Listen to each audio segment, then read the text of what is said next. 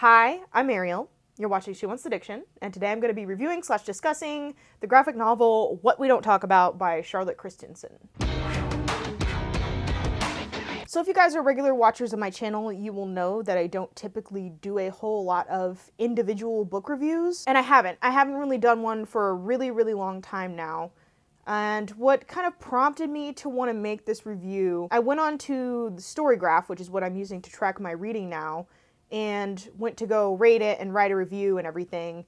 And because Storygraph doesn't have that many users yet, I also wanted to check Goodreads, because that's a much more well-known book site. So I went to Goodreads, and one of the first reviews in one of the top spots was just very racist.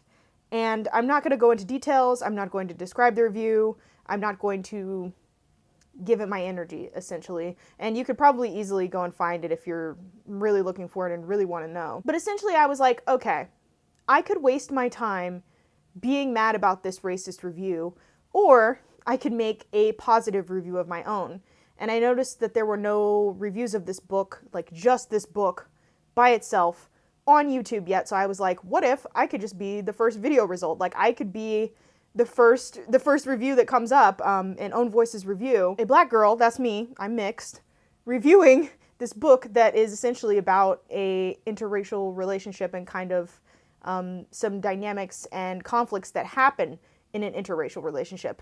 I'm also in an interracial relationship. I'm a child of an interracial marriage, and I'm not saying that gives me like ultimate authority of my opinion on this book, but it does mean that to some extent this is going to be an Own Voices review. So I had just talked about in one of my previous videos how I really wanted more rep for interracial relationships, because I just don't see that anywhere. Like, I think TV writers, regular writers, writing everywhere, stories everywhere, depicts people of the same race sticking to that same race, right? So either like the white people can date each other, or the Asian people can date each other, or the black people can date each other, and like there's black romance, and there's, you know, like these different categories. But like, do I ever see a couple where the races are like mismatched? Do I ever see interracial couples? No, not really. And it's such a rare thing that I really, when I do see it depicted in media, like I notice it, right? Like, for example, Andrew and Molly on the show Insecure, like I noticed that immediately because it is so rare to see a black woman paired with an Asian man. And so I'm really passionate about like seeing more interracial romances and stories, just depictions. And so this graphic novel, it's kind of like a YA young adult graphic novel. It's really short. I think it's like 80-ish, 100 pages. But essentially, it centers around the relationship between Adam and Farai. Adam is white, Farai is black. Specifically, her family was from Zimbabwe. So they've been dating for a couple years now, and Farai is about to meet Adam's family for the first time. And I really think there is a reason that a lot of the media that does depict interracial relationships centers around meeting the family, right? And this is understandable, because I think meeting your significant other's family for the first time is something that is really nerve-wracking already, and then you add the dimensions of race to that, and it's even more terrifying.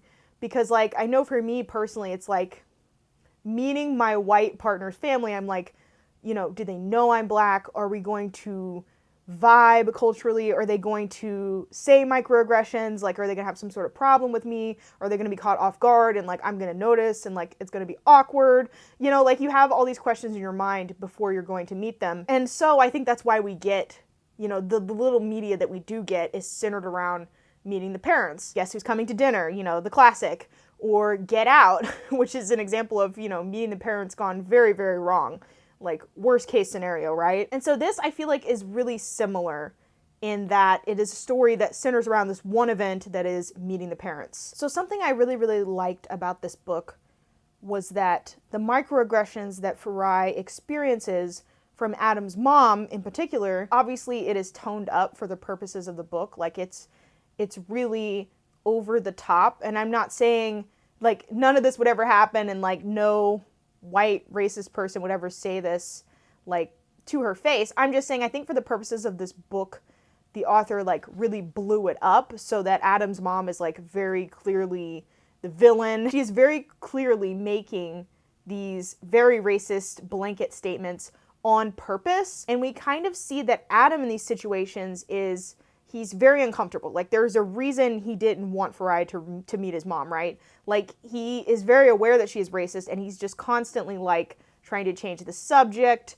trying to take the conversation away from any subjects to do with race, just, like, avoiding the conversations. Like, he's not a racist himself, but he's what I like to call a complicit racist, where he is not going to call his family members out on their racism. He's not going to speak up. He's not going to stop what's happening. He's not supporting her. And I think he clearly recognizes that, like, what's happening is very wrong and very fucked up, but he doesn't have the courage to challenge his mom on her beliefs and stand up for his girlfriend, which obviously really, really hurts Farai. And I think this book did a brilliant job of depicting just how isolating it is to experience microaggressions like this. Like, it is so isolating and alienating, and, you feel like you're crazy. Because people will say, you're overreacting, you're being sensitive, you're seeing malice where there is none, she doesn't mean it like that. It's like all this kind of like gaslighting that we experience, right? And she brings up her concerns with Adam, and he's kind of like, well, are you sure she meant it that way? Like, he's kind of like questioning her judgment, which is a big no-no. Like, he has multiple opportunities to speak up and address what his mom is saying, and he's given kind of chance after chance, and the things that his mom is saying just keep escalating and escalating. It really conveys how, when it comes to microaggressions, as a person of color, as a black person, you just can't win, because either you let that pass and you let yourself be disrespected and let them keep walking around thinking that their worldview is correct, or that they can just trample all over you, and you let them continue to do this to other people in the future, or you address it and then you're called oversensitive. You're called, you're not being fun. You're not getting it. You're not getting the joke. It was just a joke. It was just a game. Why do you have to make everything about race? Blah, blah, blah. And then the shitty thing that really, really sucks about microaggressions is, like, we should not even have to do the work to call people out. Like, it's not fair that we either have to suffer in silence or incur the wrath of white people and be hyper aware of their feelings when we're calling them out on their racism, and the way that they deny their racism and try to make all kinds of excuses for their worldview and the things that they said. Like, this is something that happens to me every single day. It depends on the specific situation whether I will address it or not, if I think it's worth it, if I'm going to have to continue interacting with that person, because there are a lot of stress responses to microaggressions, right? Like, mine in particular is, like, that I freeze. Like, in that moment, I am just so shell-shocked, and I can't believe it's happening, and I can't believe these racist things are coming out of this person's mouth, and, like, they actually believe it, and they're actually just casually saying these things to me, and, like, I freeze. So it's not always possible to address them on the spot. But I thought it was really realistic how Farai, these little comments just escalated, and Farai gradually, during the visit, just kind of built up to speaking the truth, essentially. It took her a while to build up her courage, because that is so realistic. Like, I will let a lot of things pass, but once you cross a line, like, putting your hand in my hair, if I smack your hand, like, I'm gonna smack your hand away, like, you went too far, and it's almost like you're trying us, right? You're trying us to see how far you can get.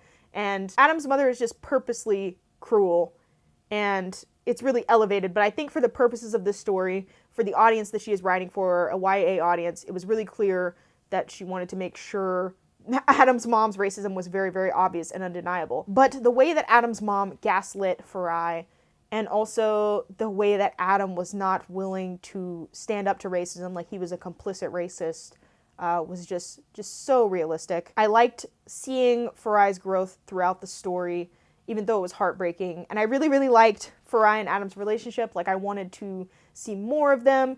I wanted to follow them further. Like, I didn't want the story to end there. And I wanted to know, like, also about, like, their past, like, what were those 2 years in the relationship like? And I think that's kind of the definition of a story succeeding, is, like, when you want to see more of those characters and more of that world and, like, get a better idea. Like, I thought this book did just such a brilliant job of showing how even in the most loving relationships, not being on the same page about racism and microaggressions and racial politics can really drive a wedge between you and really create just a rift in a relationship. Like, it doesn't matter how healthy and loving and otherwise that relationship is if, you know, you can't be on the same page about race issues.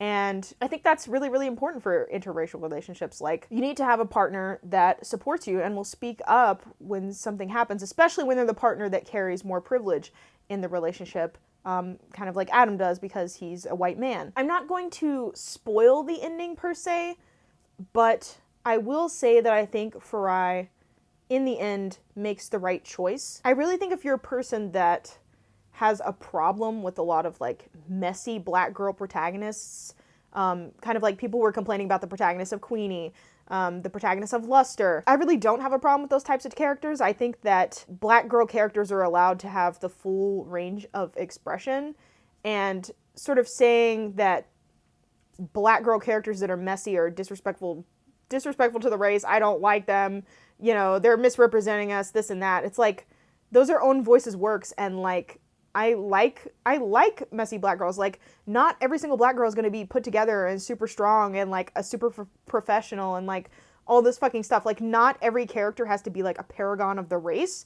And so I really disagree with people who are like, there can be no messy black girl characters, and when one is written, even by an own voice's author, I don't like it. I don't enjoy it. I'm not saying you have to enjoy it. I'm just saying I think there is a place for that, because I think there are a lot of black girl characters that like are lost and confused and fucked up, and like, I want to see that. I want to see the full range of black humanity depicted in literature. And so if you have a problem and you really wanted like those characters to like quote unquote stand up for themselves, to take some decisive action, that you will really appreciate this book and the ending to this book. The other thing I really want to talk about is like the illustrations in this book.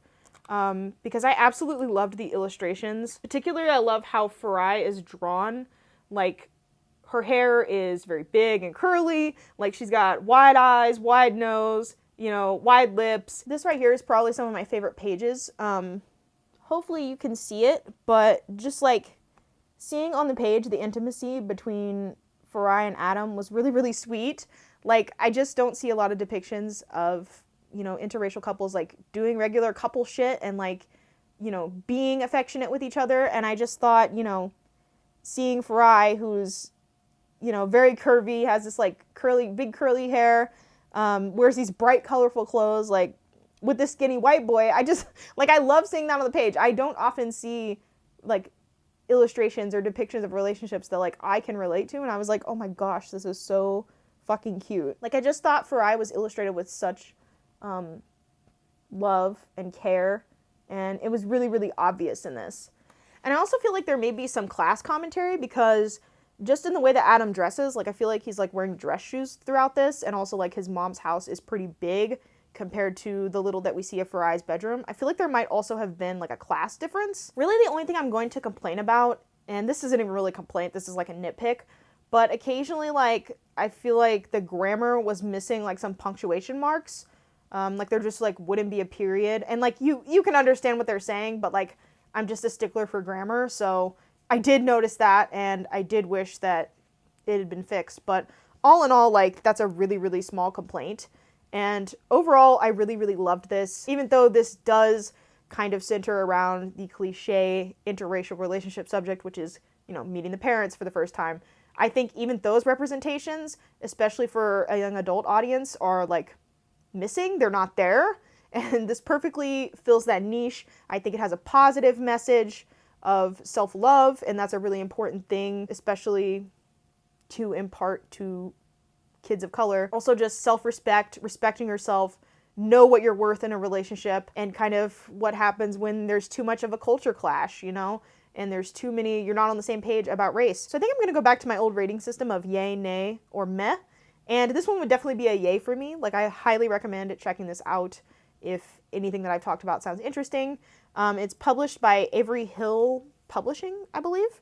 Yeah, which is like a UK publisher, but I think you can still get it in the US. Like, I got this from my local library, so I'm assuming it's not that difficult to find. I will, of course, link my review down in the description if you want to go and read that in text format. And I loved this work so much, and I had never heard of this author / illustrator, and so I actually did go and order like 2 of her zines. I think one is called Curls, and the other one was, I don't remember the name, but it's something about Black women in history. And hopefully, since I've decided I'm going to try and participate in Blackathon next month, you guys will see me like read those and talk about them. I don't know how long they're going to take to get here, but yeah, I'm really excited to explore more of this emerging artist's work. We need more Black women writers and illustrators, and so yeah, I'm just super excited to continue checking out and supporting her work. If you guys are interested, I will also link her Etsy shop where I bought said zines in the description. If you have read this, I would love to hear your thoughts, because I think this is kind of more of a sort of indie, less known book. Thank you so much for watching this review / discussion, and I will see you guys in my next video. Peace.